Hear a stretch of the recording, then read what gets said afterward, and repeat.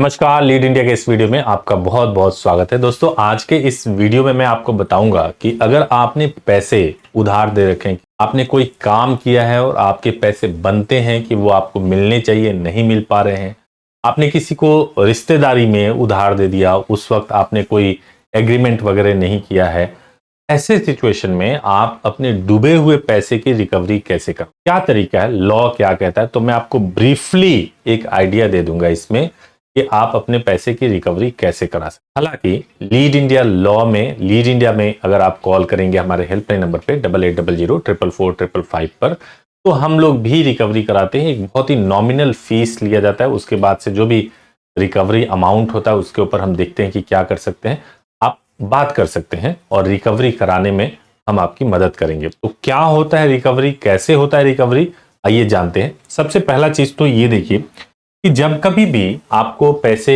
की रिकवरी करानी हो, मान लीजिए कि आपने किसी को पैसा दे दिया। अब पैसा देने के बाद से आपने, पहली बात तो ये कि कोई एग्रीमेंट नहीं कराया, कोई आपने कुछ भी नहीं करा रखा उसके साथ में, तो सबसे पहला चीज जब आपके दिमाग में आ जाए कि अब इसके साथ में लीगली मुझे डील करना है, तो सबसे पहला काम है नेगोशिएशन शुरू कीजिए। नेगोशिएशन क्या होता है? नेगोशिएशन का मतलब ये होता है कि सबसे पहले उससे कहिए कि चलो कोई बात नहीं, मैंने आपको 50,000 दिया था, आप मुझे 50,000 नहीं दे पा रहे हो, तो आप मुझे 40,000 दे दो। इस टाइप से आप नेगोशिएशन शुरू कीजिए, लेकिन ये रिटेल में कीजिए और इस नेगोशिएशन का एक प्रूफ बना करके चलिए कि आपने नेगोशिएशन किया है।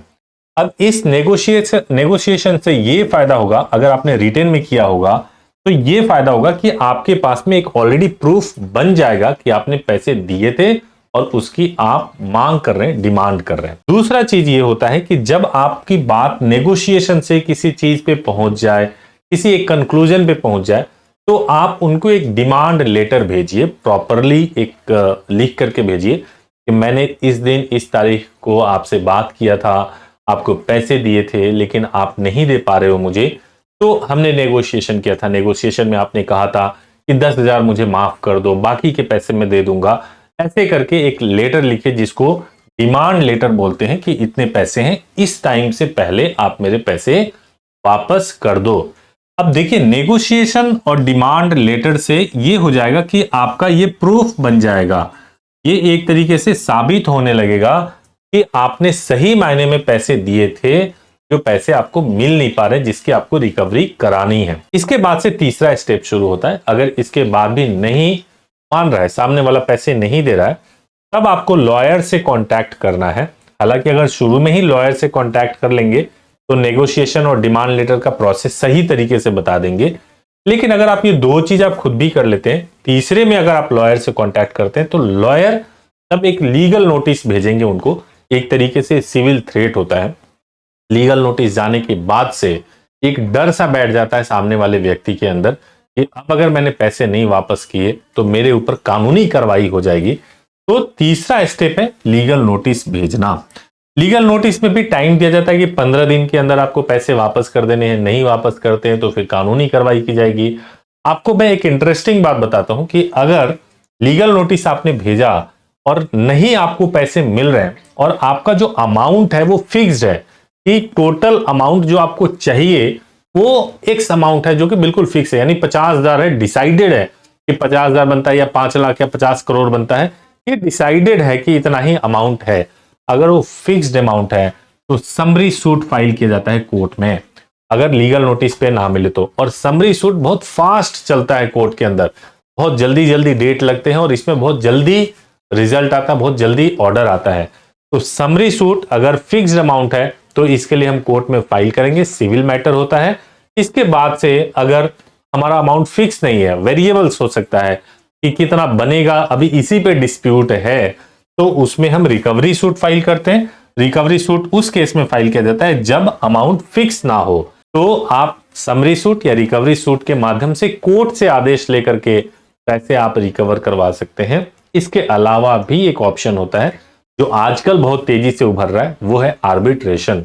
अगर आप दोनों ने पैसे लेन देन करने के वक्त अगर कोई एग्रीमेंट बनाया था और उसमें आर्बिट्रेशन का कोई क्लॉज डाला था, तो आप दोनों एक कॉमन व्यक्ति को एज ए आर्बिट्रेटर अपॉइंट कर सकते हैं। उन जो आर्बिट्रेटर का फैसला होगा वो बाइंडिंग फैसला होता है और उनके माध्यम से भी आप पैसे की रिकवरी करवा सकते हैं। अगर ये सारा कुछ अब सामने वाला कह रहा है मेरे पास तो पैसे ही नहीं है जी, मैं दे ही नहीं सकता, कुछ भी नहीं कर सकता, मैं तो है ही नहीं पैसा, तो आप उसके खिलाफ जो है इंसॉल्वेंसी प्रोसीडिंग से स्टार्ट कर सकते हैं। और इंसॉल्वेंसी यानी कि आप उसको दिवालियापन घोषित करवाने के प्रोसीडिंग्स को स्टार्ट करेंगे।